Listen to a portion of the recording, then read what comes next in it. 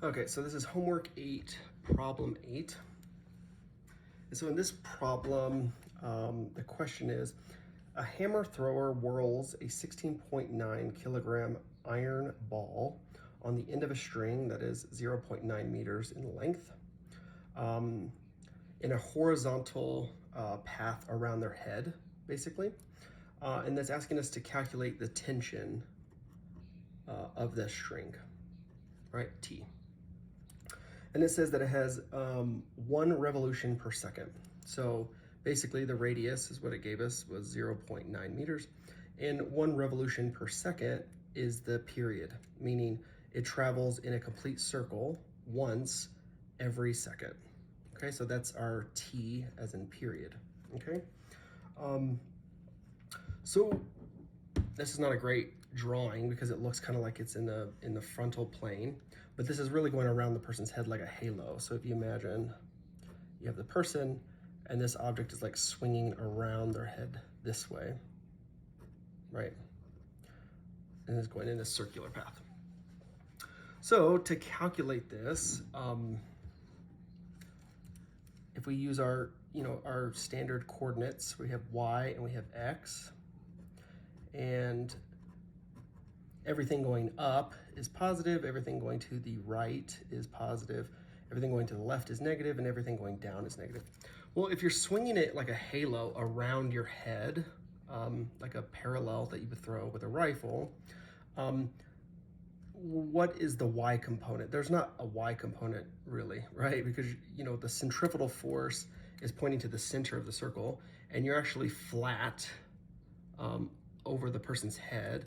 And so basically every direction is going to be pointed inward, and it's all going to be in the x coordinate, right? Now it's different if you have a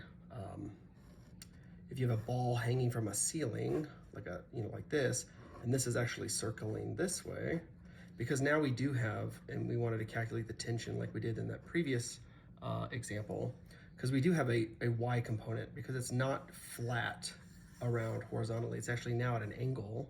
And so we have a y component of tension and we have an x component of tension, right? And that x component of tension is the centripetal force, and we also have weight, right? Which is just mg. But when you swing it fast enough and it flattens out, the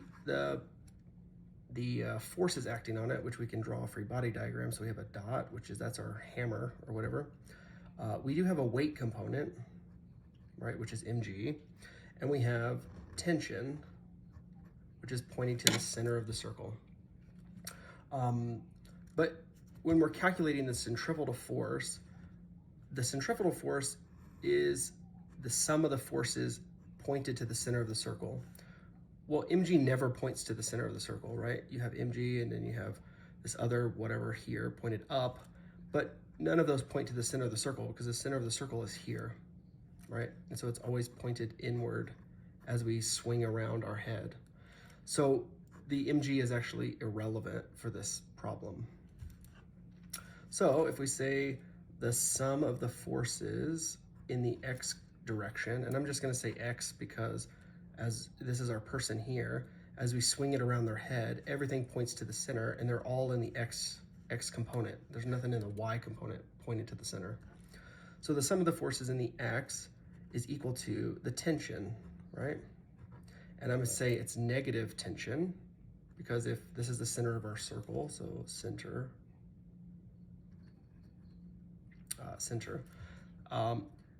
our tension is pointed to the center, but it's also pointed in this negative direction over here. So I say negative tension. The sum of all the forces in this x direction is just Fc, right? Because that's all of these, forces pointing to the center added up is going to be equal to Fc. So the sum of the forces in the x is equal to negative tension, which that's just the Fc, and it's actually negative again because it's pointed in the negative x direction. So we say negative Fc is equal to negative tension, right? And since our signs are opposite, or sorry, our signs are the same, we can actually just make them positive, right? So we can say the tension is just equal to the centripetal force as we swing this hammer or this metal ball around our head like a halo. So what is Fc? We know that Fc is mv squared over r, and that's going to be equal to the tension. But what are we missing here? We actually don't know the velocity yet, right? Because in our problem, it doesn't give us a velocity.